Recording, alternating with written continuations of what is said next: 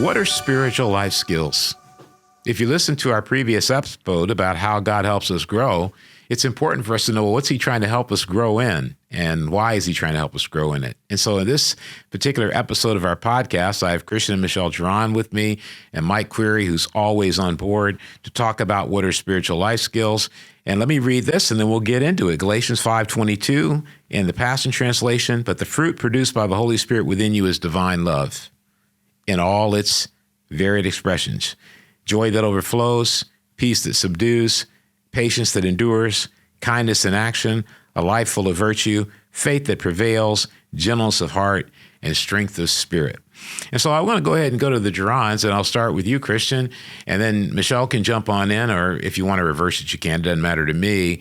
What do you think about this whole idea of spiritual life skills? Like, how does that strike you? Do you think it's important? Do you think it's valuable? And how do you see them, and how do you define them in your own mind? I think they're super important. I think having ADHD myself, there's a lot of limitation I kind of already have mentally, so I think there's so many deficits I feel like I face on a day-to-day basis. Some I think about, some I don't. So when I think of the life skills, I think, honestly, the Bible has helped me develop, like that scripture, a lot of life skills, like the ability to love. I don't think I'm anywhere near where I need to be, but there's patience, self-control. Like there's so many things that I probably wouldn't have if I didn't have a relationship with God. So I think it's super important to have life skills, because I think there's so many things going on, and we need them. We need friends. I need people to point out truth to me that a lot of times I'm not aware of what's really going on and how I'm doing. So I think everybody, no matter where you're at in life, no matter how self-aware you think you are or you're not, I think everyone can benefit from having these life skills for sure. What are your thoughts, Michelle? I'm just really grateful for all the help I've gotten throughout the years in college, and even now being a mom and learning how to juggle working jobs. I'm really grateful for all the help, and I feel like they're needed too, because you were sharing this in the last podcast, but even the limitations we come up against with ourselves, but that God helps us go further than what we think we're capable of. And right. I know me and Christian both have felt that he shared his ADHD. I also have ADHD, but the limitations that we have. But I'm just grateful because I look at how God's already, how far he already has and what's to come. And so I think the spiritual life skills is really helpful, because we all have our limitations, but I feel like God pushes you past what you think you're capable of doing. Just said that way better. That's awesome. So Mike, when you've been working on this, how would you define spiritual life skills? Ooh, how would I define it? Man, that's tough. I mean, like what do you see them as yourself? I think, how did Michelle just kind of put it in a pretty good way? Like God helping us grow beyond maybe what we feel like we're capable of on our own, or where our limitations are. I think meant to be limitless, like it says in Galatians. That's really encouraging to me. I mean, I think when I think of the need for life skills, I think of, working on this, talking about these skills a lot has made me think about college a lot, because I think in that period of my life was when I was most raw, needing training, felt like all over the map. I went to Santa Cruz for college, and one of my apartments I lived was off campus, and it was like right where Highway 1, which is like a coastal drive, meets the city. So when I would get really overwhelmed with school because I'd have a hard time focusing, I was kind of all over the map doing stuff I shouldn't have been doing instead of studying. I would get in my car. I'm just going to leave it like that for this podcast. But I would get in my car. I had a green 97 Integra, and I love that car. But man, I would just hop in the car, and man, I would just drive down Highway 1 and just like look at the ocean. And it felt like I'm trying to like drive away from my problems right now, because I just felt so overwhelmed. I needed so much help. Yeah. I didn't really know how to go about, getting better grades or dealing with my feelings. I had a lot of just emotions I didn't know how to sort through. So I think that's like a visual I have, because this idea of life skills, I think there are limitations and character kind of walls I was hitting, and I didn't know how to get through them. And I didn't really have the spiritual or biblical foundation at the time to know how to work through them. And, we can talk at some point later, like one of the life skill topics in particular that stood out to me was about time management and organization, or I should say rather, that was the one that I was tasked with tackling, because as my wife Amy said, hey, I think that one would be good for you to take on there. Maybe a little time management and organization might help our home. But I'm just like, man, God helps our hearts and our spiritual lives, and from that, like, he has our lives grow. And I think that's kind of like the big thing I took away from all of these. Like, there's a spiritual need that God can meet, and from that, our lives can just flourish in a lot of different ways. So that's my visual, and then that's kind of how I've been thinking about these as we've been working on them. When all three of you are talking, basically you're saying that life skills, and the reason we call them spiritual is because we're coming from a biblical point of view, and we're coming from an extraordinary power point of view, meaning God has extraordinary power that he puts at work in our life. Ephesians 1:19 teaches us that.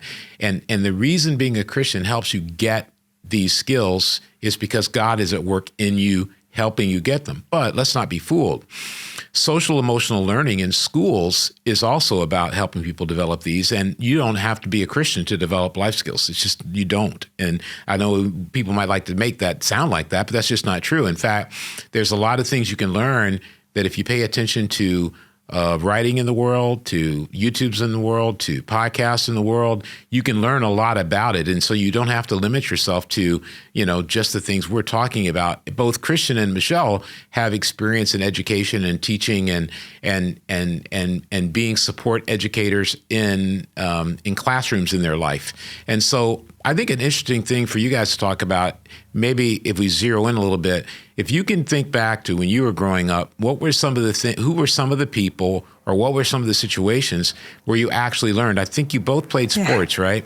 Yeah. And for me, I was listening to Meet the Press, and a senator from Michigan was on, Senator Slotkin. She's a woman senator from, as I said, the state of Michigan.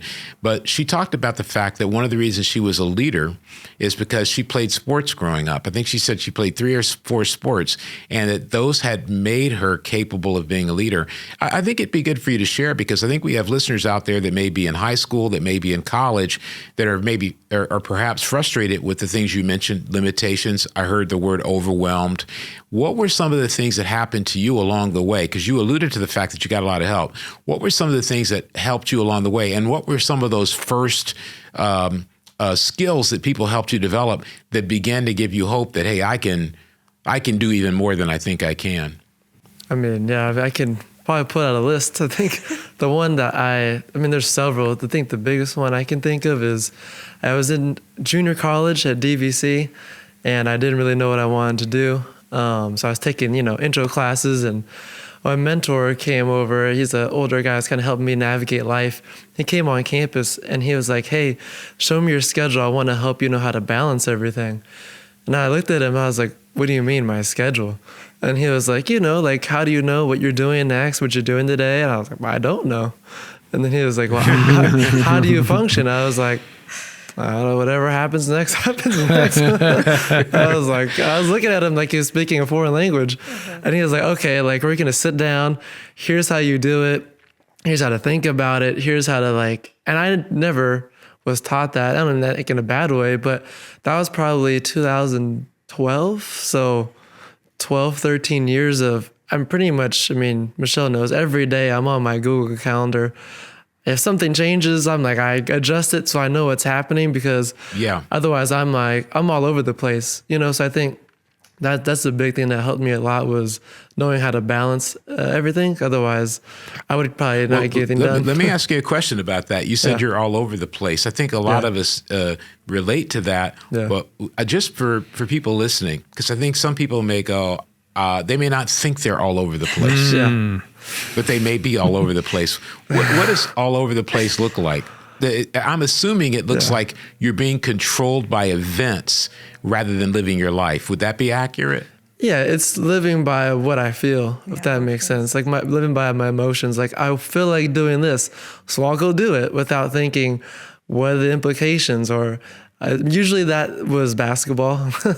So I'll go to the gym. I can relate to that. I'll go play. I have some time, I'm not even kidding. 5 hours later, I was like, oh, dang it, I had homework. So, all over the place is like, it's the emotions part, but it's also just doing what I feel like doing when I want to do it.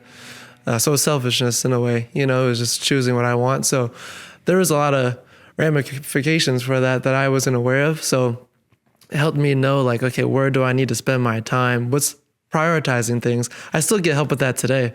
I have a lot of different things. Like, what do I prioritize? What's the best?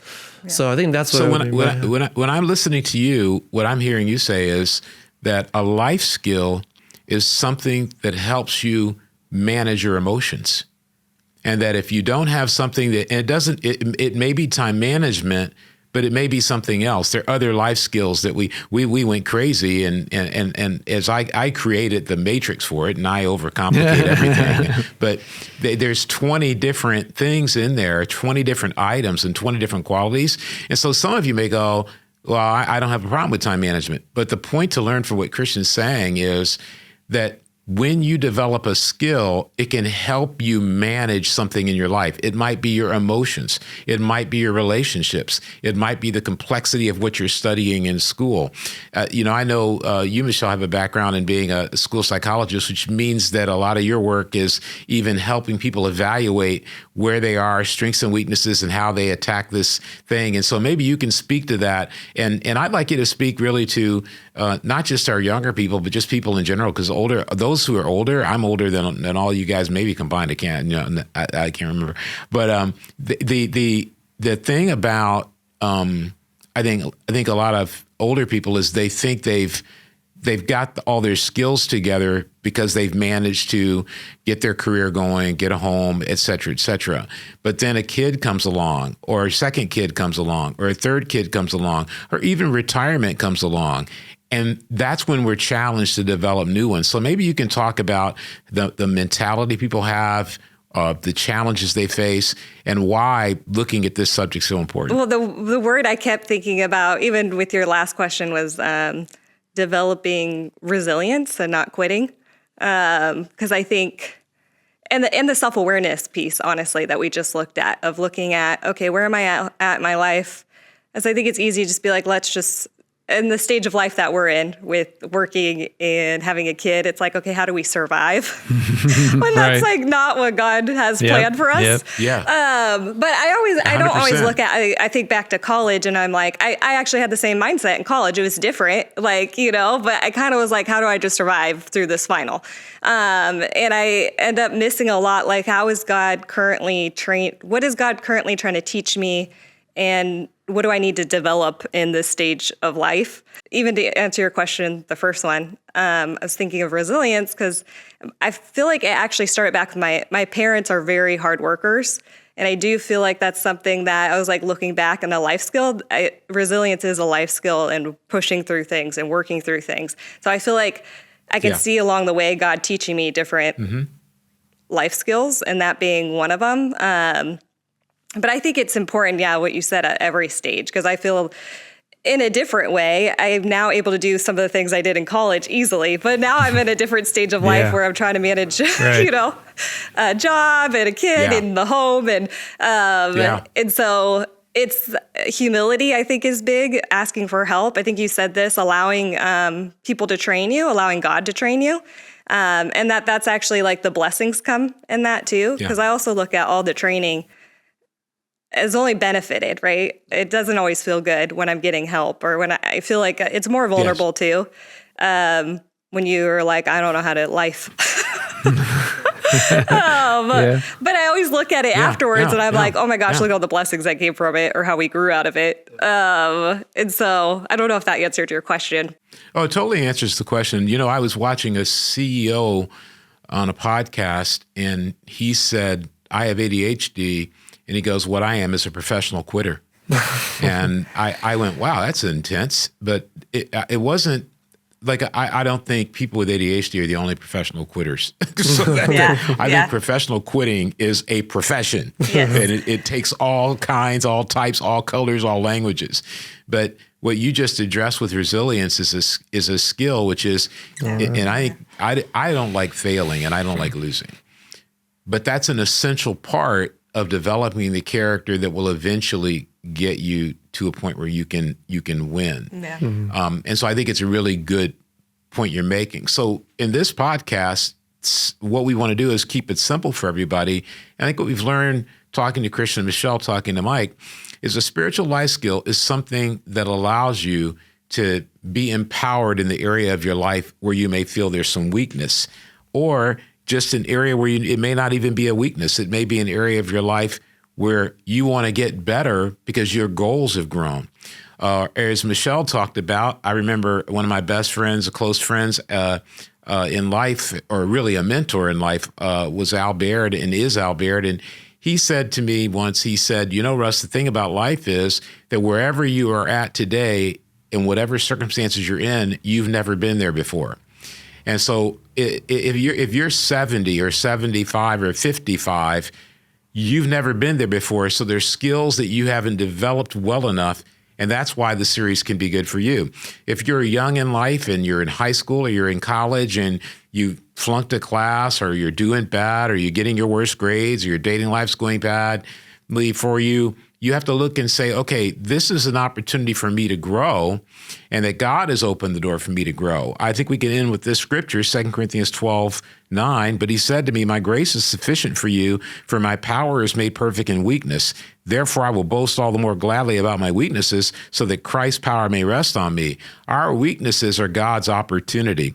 And so when you look at what are spiritual life skills, they're the skills you develop to help you not be overwhelmed. They're the skills that help you develop, that you want to get help developing, and that if you develop, they can help you overcome emotional challenges, meaning when life is a blitzkrieg and overwhelming. Spiritual life skills are skills you can use to improve your relationship, to handle having one new kid or two new kids or three new kids. And then if we look at all those skills and all those abilities, we can have hope that whether we're a student, whether we're a professional, whether we're, as Christian and Michelle are talking about, we're new parents, or whether we're veterans of however many kids and grandchildren we have, every situation we're in is an opportunity to grow and gain new skills. Thanks for listening to the podcast. Remember to like and subscribe our podcast, help us get to more and more people, and look out for our next podcast, which is How do Spiritual Life Skills Change Our Lives?